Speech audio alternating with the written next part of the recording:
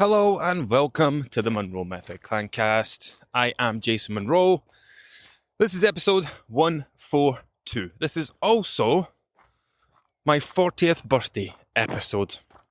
So we're going to make it about birthdays. This one might be a little bit longer because I've hit the record button early. I might have more than usual to talk about. But I will be... while I don't always put these out on a Friday, sometimes I fall behind by a couple of weeks and then I'll record 2 or 3 and get caught up. When I'm publishing them, I always go back and set them to Friday at midnight. Although this one, I'm recording like a week and a half in advance. But these always go out on a Friday at midnight. So if you are listening to this, when I say a Friday at midnight, I really mean Thursday at midnight. It's very confusing that, isn't it? Like when you press midnight, does it count as the day before or is it midnight of the day after? But anyway, they go out Friday morning. And when I backdate them, that's how it works as well. Anyway, if you're listening to this on Friday the 8/7/6/5, the 25th of July, I will be 40 on Sunday. So first things first, as a birthday gift from you to me, if you have not done so already, wherever you are listening to this, go into the podcast, go into the bit where you find the show ratings or whatever it is you've got, and give it a star rating. I'm not going to tell you to do 5 stars, but on Spotify, it's got, at the moment, it's got 98 5 stars. I'm sure you don't want to be the first and only person to not give it a 5. And as ever, I have no idea what rating the show does. You would probably have to get a few thousand before you broke into any sort of chart or got pushed in front of other people. I don't know. It's a throwaway thing. It costs you nothing. Just go do it as a gift to me. Thank you very much. Right. I'm going to split this into 2 parts. We're going to talk about why people take the absolute piss when it is their birthday. But we're also going to talk about something else. So with me turning 40 and becoming quite reflective on life, which I have been for a long time now, probably the last 5 or 6 years. If I could go back and give my younger self one piece of advice, it would be this. Understand that your life is not one long set thing. The way it's going in your 20s is not how it will go in your 30s. The way it goes in your 30s is not how it's going to go in your 40s. Like life happens in phases, in stages. And I think I've only learned this. Like I probably wouldn't know this if I wasn't a nutritionist. I wouldn't know this if I hadn't coached thousands of people over the last almost 8 years. Noisy gate. I think somebody's came and greased all these. I was going to do that. Yeah, I don't think I would have learned that unless I'd been, done what I've done for the last almost 8 years, where I work with people in their 20s, 30s, 40s, 50s, 60s, even 70s. And, in your normal daily life, you have conversations with people at all ages, kids, all the way up to seniors, whether that's through friends, parents, grandparents, your own kids. But due to the nature of my job, I speak to them about very specific topics, quite intimate topics, about their health, their weight, their habits, their struggles. And if there is one thing that is for certain, it's that you're going to struggle with something for your entire life. Not the same thing all the time, but you're going to struggle with something. First, it's going to be... So I work with people in their 20s who are still at uni and they're struggling with studying. Oh, my weight's just gone out of control because I'm studying so much and I'm sat down so much and I tried to go to the gym and I tried to go to walks, but I'm too tired and I can't be bothered cooking, so I'm just living off super noodles and toast. And then you get people in the 30s. Oh, I'm a busy mum of 2. I don't have any time. I don't have any energy. And then we get into 40s and 50s. Like I'm a professional, high-flying, single parent with 3 kids. I've got a very demanding job. I've advanced up through the ranks. There's a lot of pressure. And then we get into the later stages and people's like, oh, I'm retired, I've got nothing to fill my time with, so I eat lots of biscuits. Like, at every stage of your life, you're going to be presented with new and different challenges. And just when you think you've got it all figured out, do you know, I'll tell you this story first of all. I've got a friend who I helped a good few years ago now lose a significant amount of weight, improve her diet, improve her habits, improve her mindset. And after 17 years, I believe it was, of trying for a baby, she fell pregnant and she had a miracle baby, a daughter.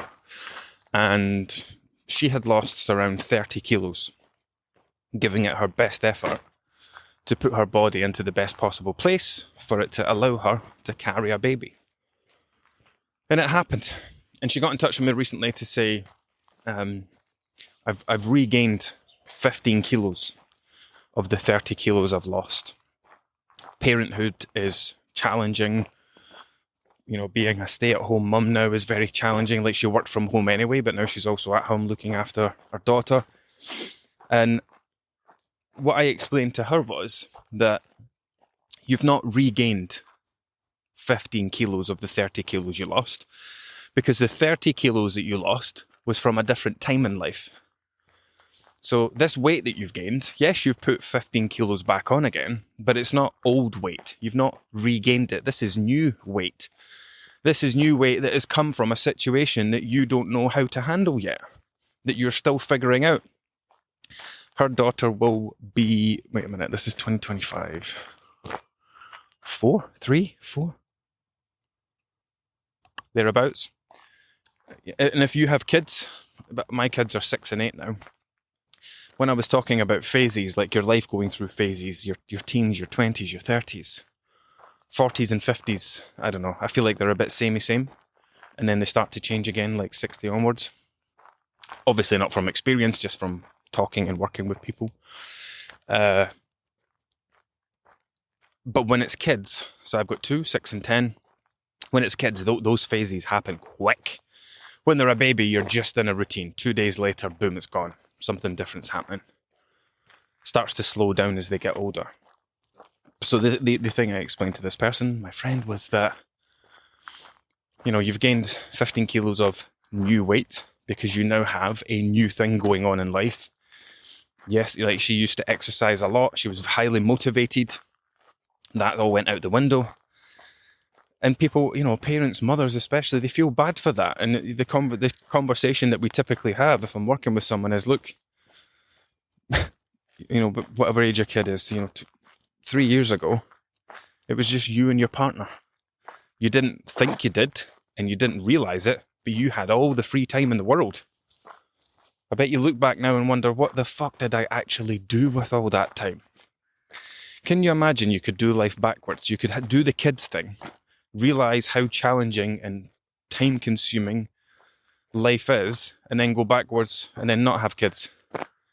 Imagine what you would do with your free time.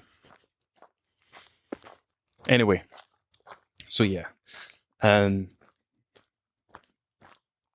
big issue is that she's comparing herself. She's comparing mum her to child-free her, which is a ridiculous comparison. I think she said in her email, I know I'm capable of so much more. And it's like, well, yeah, you probably are capable of much more, but you're probably not capable of so much more, because that so much more is you thinking, well, when I didn't have a daughter, I was doing this, and this. And it's like, yeah, but now you do have a daughter. So all that shit is irrelevant. That doesn't matter anymore. You're never going to get back to that. It's not just you anymore. It's you plus one.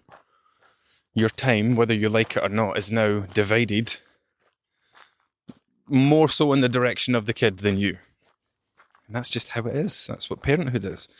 And I think a lot of mothers find that challenging. You know, it's exciting, being pregnant, having a baby, having a family. It's all very exciting, but then there should be some kind of like counselling or therapy or something that prepares people for parenthood, explaining like, look, once you've had this baby, you need to stop thinking about your old life and how things used to be. You need to get into the mindset that this is how it is now. Any sort of comparison to how things were before is only going to make things worse and drag me back the way. Anyway, let's get on with it, shall we? Erin! Sorry, I had to shout on her. She's not coming. So, I am entering a different phase of my life, and now feels as good a time as any to tell you about it. So, my wife and I, after what, 13, 14, 11 years together, 8 years of marriage, have decided to call time on our relationship. This is not a new thing. This happened at the start of January. We, after some very long, deep, meaningful chats, over a prolonged period of time, made the decision that she and I are going to go our separate ways. And it feels weird having to tell you that, but at the same time, it would feel weird if all of a sudden I start talking about being a single dad and doing stuff with my kids. I would rather people understood where it came from. We told the kids a few weeks ago, just before the school holidays broke up. My 6-year-old is fine. He's excited for getting a new house and a new bedroom.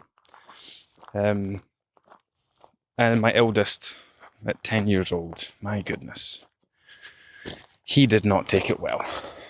That was a tough day. But they now know about it. It's now normalised. They understand. And there's nothing bad going on. Like, there's no bad blood between my wife and I. We're just two completely different people. And this is me now entering my 40th year as a business owner, a single dad of 2, coach to currently a few hundred people, getting a house ready to put on the market, and getting ready to start over again. And I could get down about it. I have been down about it and upset about it. It feels like a failure. You think that marriage is something that you're just going to, that's it. I'm going to be married forever. You just assume, which is probably a mistake. And probably where some of the problems start from. However, I think that because of the person that I've become now, all the work I've done myself over the last however many years,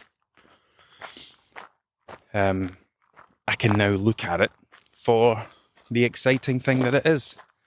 The prospect and the chance of being truly happy with someone one day eventually in the distance. But for now, the excitement of finding a new home, getting the boys to help me pick where they're going to stay and going through all that stuff. I'm not seeing it as a negative thing, as sad as it might be and upsetting as it might still hit me at times.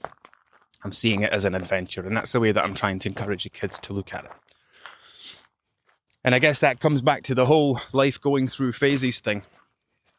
You think you've got it all figured out. You met someone, you started the family, you extended the family, you got married, you left the job that was brain dead, started a business, done all these things, moved into a lovely home together.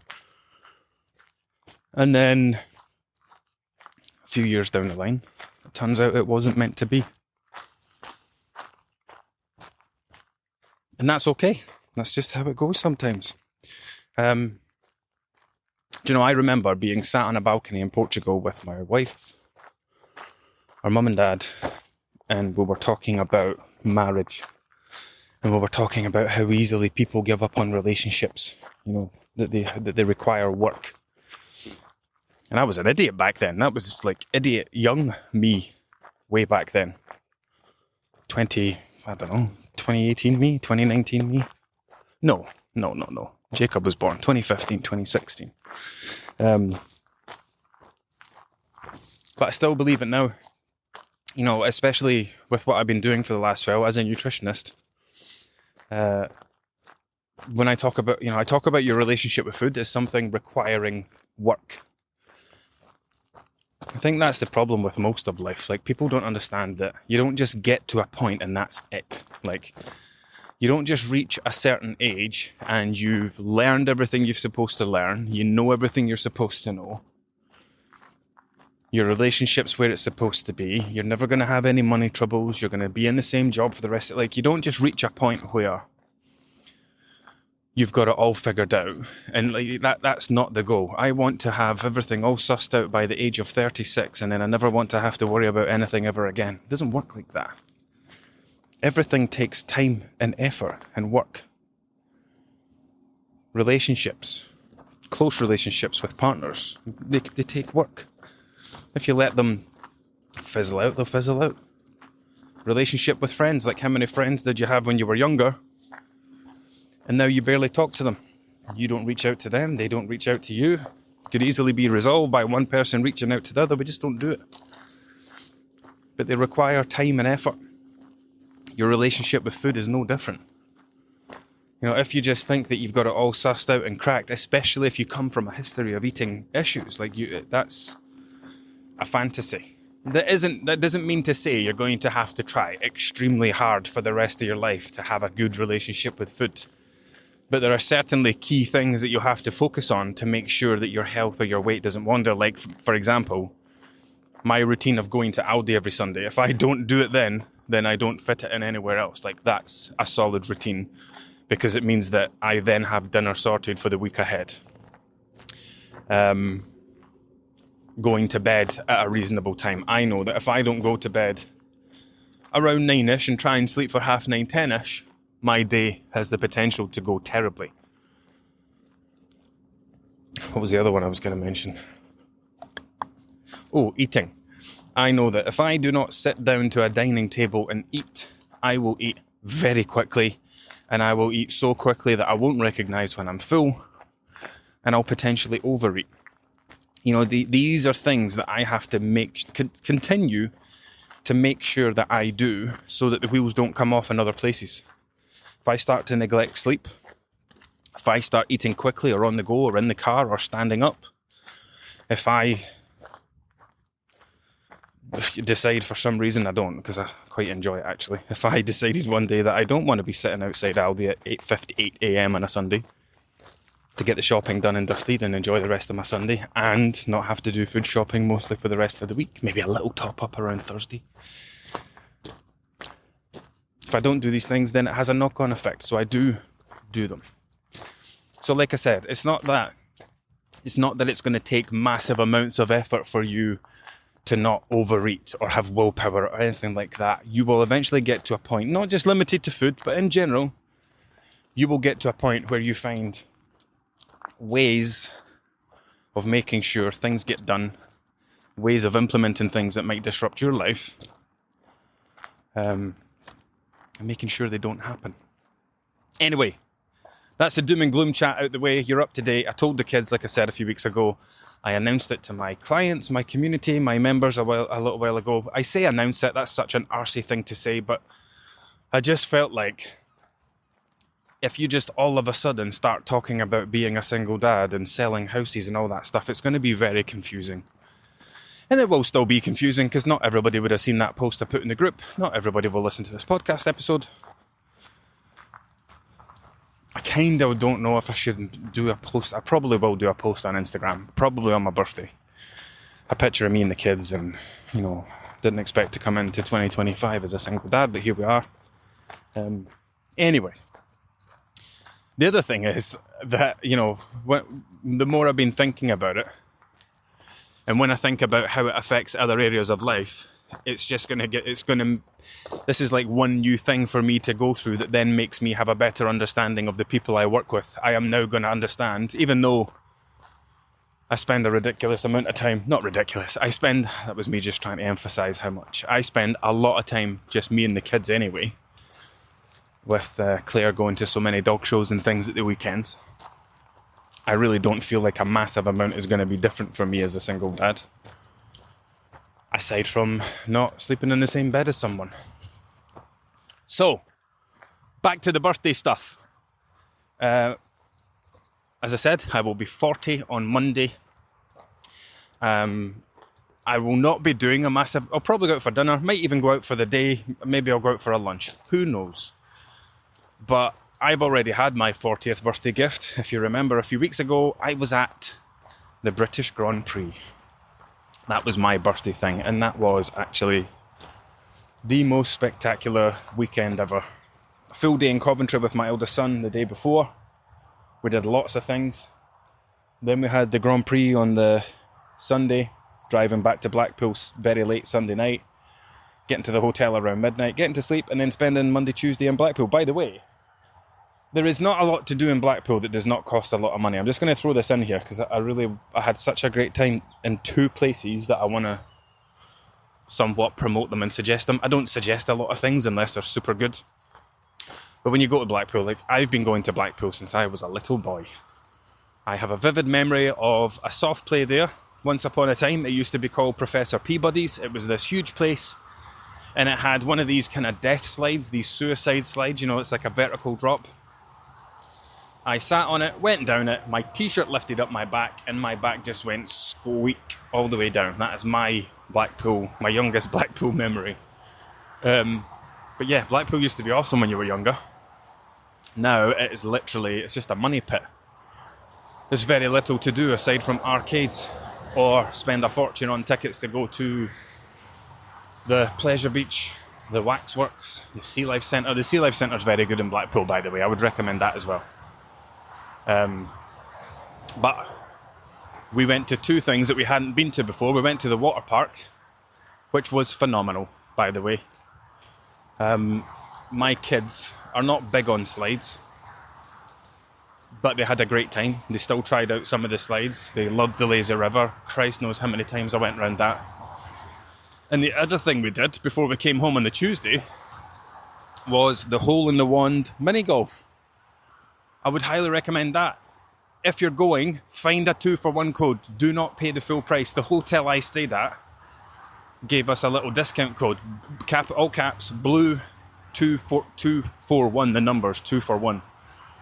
And it only cost like 15 or 16 quid for the four of us.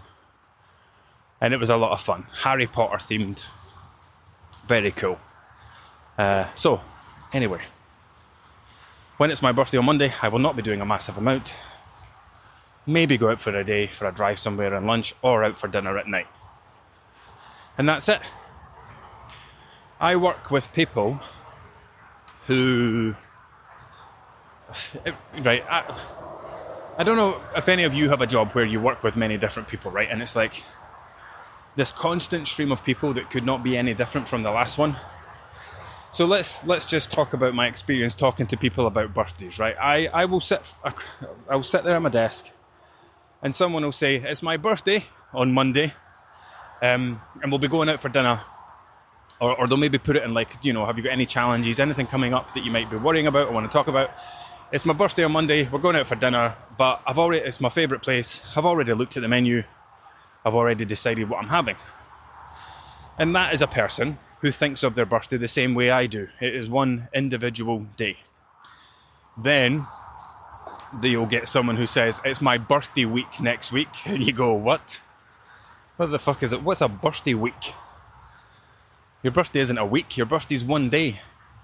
But this is just how people from different walks of life approach their birthdays. So there are people who have birthday weeks. And it is an entire week of celebrations. It's 5 or 6 meals out. It's taking the full week off work. And these are people who really take the piss. Now, let's do the rest of them and then we'll talk about that in a second. Then, there are people who will approach their 30ths, their 40ths, their 50ths, maybe their 60ths. And they'll say, "It's my birthday month next month." And then you go, "Yeah, that is the month that you were born, but your birthday's just one day within that month." And they'll start telling you that, we've got this holiday booked and we're going away for this weekend and we're going to this restaurant and then we're having friends over for the weekend here and we're doing that, and this is all around their birthday. And you're like, that's beyond taking the piss. Now, this just reminded me of someone that I worked with before who had a lot of trouble with overeating.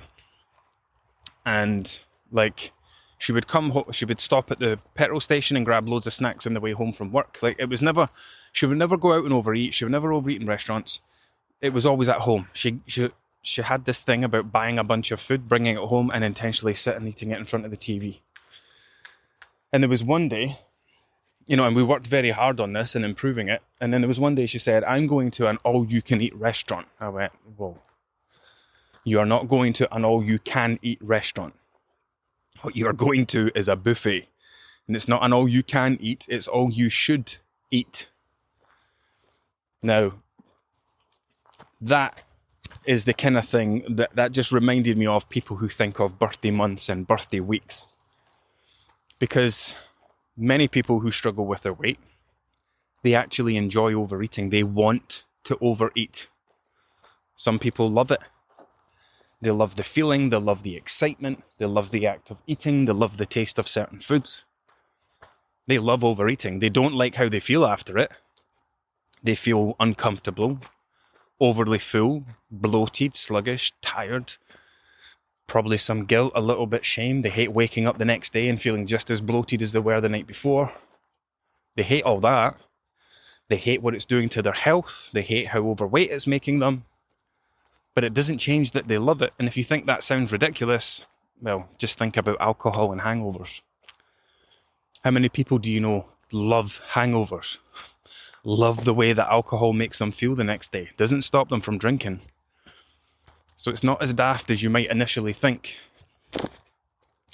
People do things all the time that, on paper, like if an alien came to this planet and saw people rolling about with hangovers and then went, what, you did that to yourself? Oh, you're absolutely stuffed and you feel sick, you've eaten too much and you did that to yourself? Imagine what they would think of us. So as crazy as it might initially sound, people, remember, people don't overeat because they don't want to. They're not overeating because they hate it. They're doing it because they want to do it. But what they don't like is the consequences of their actions, the outcome of their actions. And this is like where a nutritionist comes in to try and help people puzzle out the conundrum between why do you keep doing this thing even though you don't like what happens afterwards. You don't want to be 15 stone, but you're eating like a 15 stone person. So when these birthdays come around, it's an excuse. It's justification. And now this does not just stem from people's desire to overeat. I want you to also remember this, and we spoke about this when we talk about holidays. I'm at the hill bit. When people have lived a life of restriction, right? If you are a yo-yo dieter, if you've spent a lot of time at Slimming World or Weight Watchers or doing any kind of restriction diets where you're simply not allowed to eat certain things or only allowed to eat them in certain quantities, like sins, for example, you are used to restriction. You're used to being held back. You're used to trying to control yourself with willpower. And here's the thing, it doesn't even matter if you're successful with it or not. Going through the mental process of trying to restrict yourself, even if you fail, like if you spend all day trying to not eat and just white knuckle hunger, and then you eat 2,000 calories at night, you've made no progress that day, but what you have done is gone through the process of trying to restrict yourself and going through the failure of trying to restrict yourself. And then you do it the next day, the next day, the next day. 6 months could go by of trying to use that approach, and you could be the exact same weight in 6 months' time as you were 6 months ago. So it doesn't matter if you make progress or not. It's the mental fatigue from doing the thing. And there are people who are trying to manage their weight like that every day, every month, every year. So when things come along like holidays, or in this case, birthdays, it brings relief. And this is what people say when I talk to them, and they say, oh, I'm just not going to track and enjoy myself. I'm just not going to do this and enjoy myself. I'm just not going to think about my weight and enjoy themselves. It's because they think about their weight, their diet, restriction, like 50 weeks of the year. Well, maybe not, because they wait for these, let's say 45 weeks of the year. Because they have these brief moments where it's Christmas and New Year. And then it's a weekend away. Then it's a week annual leave. 2 weeks in the sun. Their birthday week. And that's what happens. These people fall into a pattern of trying to restrict themselves and watch what they're eating and control their eating 40 odd weeks of the year. And when these moments come along that present opportunities for them to no longer do that, they jump on it. And this is why I think we see people having birthdays. Fine. A birthday makes sense. Birthday weekend, I can get behind a birthday weekend. You know, seeing this group of friends on a Friday, seeing your family on a Saturday, I can get behind a weekend. But weeks, a month, I don't get that. I mean, that doesn't mean to say it's wrong. It just means that I don't understand the purpose of excessive celebrations for a month to celebrate a single day. So birthdays come around and they offer an opportunity. An opportunity to break free, to let loose, to stop caring. Of course, by the end of that birthday month, when you're 10 pounds heavier, you're going to sit crying after you've stepped on the scales, asking yourself, why do I do this every single time? Well, you do it because of what you're about to do next. Start restricting yourself again.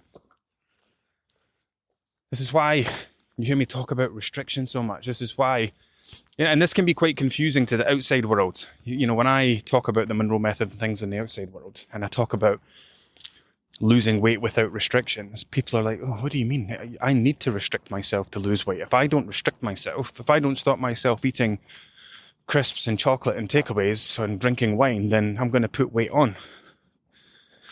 And, you know, it's about converting them and saying, no, the reason that you eat crisps and chocolate and drink wine the way you do it is because you restrict yourself. Like, restriction is the cause of the problems. You're trying to use it as a solution. You're trying to not allow yourself to have these things.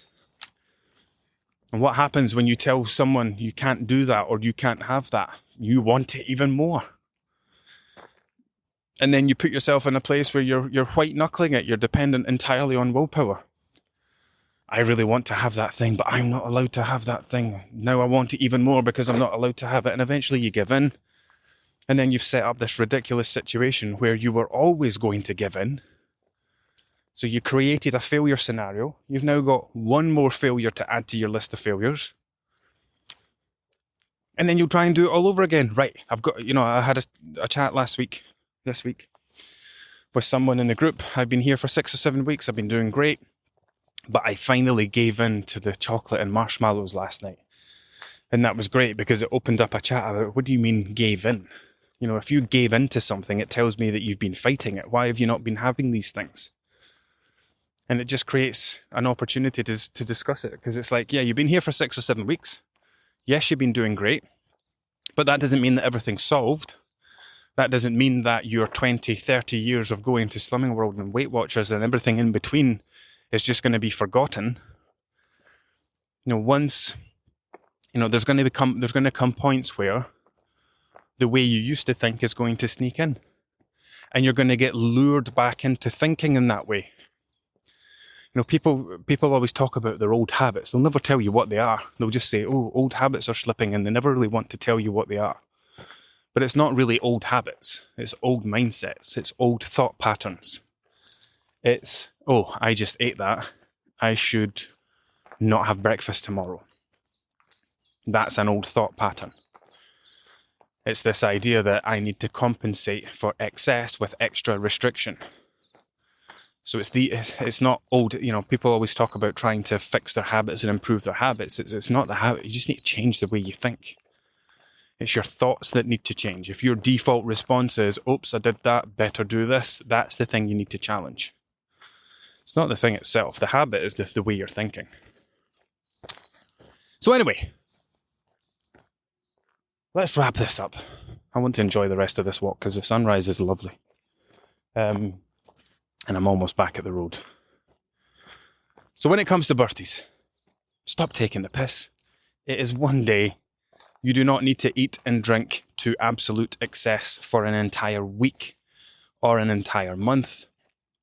You're just looking for an opportunity to break free from restriction. It's you if you have spent the last 10 months trying to, I've worked with people in the past, and it's been so disappointing at the time. I have worked with people who I have worked with for like 8, 9, 10 months, and they have appeared to make incredible progress. The scales are flying down.